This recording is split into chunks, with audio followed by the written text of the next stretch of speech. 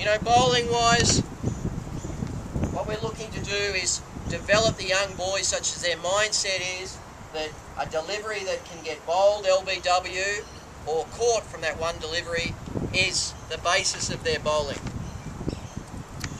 Now obviously against different batsmen, that length to be able to hit these stumps changes. So we need them to understand that they need to vary it up slightly, but at the end of the day, the ball that can hit the stumps gives us the best option of getting a wicket. So what we're doing in bowling is to say, this is our main ball, our bowled LBW or caught ball. Then we might use a different ball, such as a short ball, such as that we push the batsman back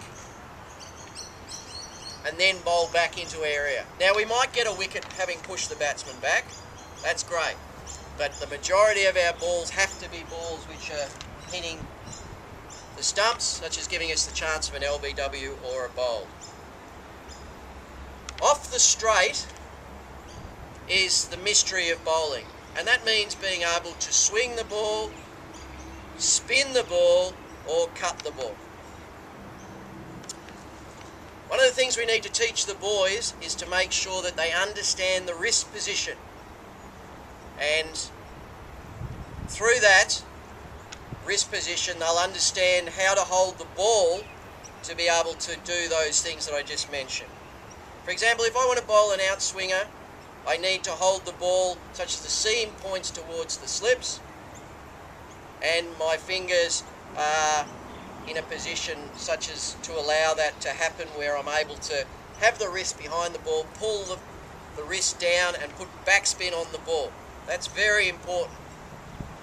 Now with the ball, obviously you got the seam, so we got that pointing, but we also need to teach the boys how a normal ball swings. And then if this is, say, the shiny side, this yellow side, and we want it to swing out, then we're in the right position if this is the rougher side. So I'll always swing with a normal ball towards the rougher side. So that's very important that we teach the boys to understand that concept and to experiment with their grips to allow them to be able to swing the ball. Spinning the ball is a matter of getting them to understand how, through the wrist position, we can make the ball go in different directions. So we should allow them to experiment with different ways of being able to make the ball break off the wicket. As we know, the ball will always drift the opposite way to, well, a normal ball will always drift opposite way to the way it spins. So that's also good feedback. Watching the seam is also good feedback, but we must allow them to practice. Cutting the ball is like spinning the ball. Basically all we're doing is we're running our fingers down the side. So we need to let them experiment with the grip, such as that they're able to get purchase on the ball and be able to cut it either way. One of the things that's critical though, in all young bowlers, we need to make sure that they don't grip the ball too hard and grip the ball too far back in their hands. Like batting with the bat, we want to be loose and be able to use those wrists and be able to put that back spin on the ball. Once we grip it tight, grip it back, we only are able to push the ball down without any of that rotation on the ball, and the seam tends to muck up. So that's very important, something that we need to train. 5-4 fields, 5 on the off, 4 on the leg, are the best learning mechanisms in terms of teaching young kids to play cricket.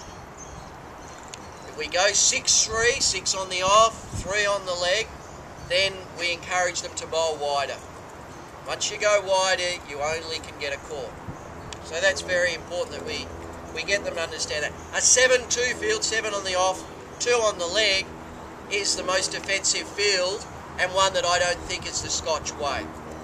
Again, it encourages a very negative mindset to the bowling, and what we want to do with our young bowlers, encourage them to get wickets. So a 5-4 field is the ideal. Maybe in certain circumstances you might go 4 on the off and 5 on the leg, but it'd have to be very different circumstances. And I think that the best way to encourage them to bowl towards hitting these stumps is the 5-4 field. In our fielding, we need to encourage boys to take the ball out in front, whether it be the catch or the ground ball. And the reason we need to do this is because it allows us to give with the ball. When we get in close, we got nowhere to go and the ball bounces out. Same here. We need to be able to give with the ball. Importantly, that allows us to get a good sighting and take the high catches or the lower catches, but also set us up for the throw. Just bring the ball back and we're in that motion to let the ball go.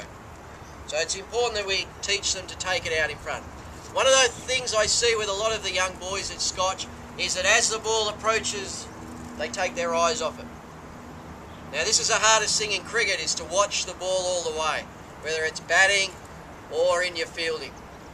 And I think it's important that we give the boys enough experiences to be able to watch the ball all the way in and get that confidence to be able to do it. It's a difficult skill, but one that will help them enormously in their cricket. The throws, we want to get them to aim for the top of the stumps. For a start, we've got physics, and gravity brings the ball down. So if you aim for the top, you'll hit in the middle. If you aim for the bottom, you'll hit out further out. So we need to get them to understand that the top of the stumps is the best way to give us the greatest margin of error.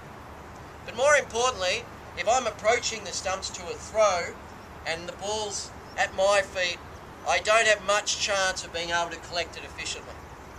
So you need to, whether it's a wicketkeeper or an approaching fielder, make sure you give them the best chance. So you've got two options. It either hits the wickets, or alternatively, you're getting it in your hands and you're able to take the wickets. So that's very important skill to train as well. Finally, I think we should never forget, as coaches, how much of a difference we can make. One little word, one little gesture, maybe one little tap on the shoulder can make a huge difference to a young person's life. And I think as coaches, we should never underestimate that.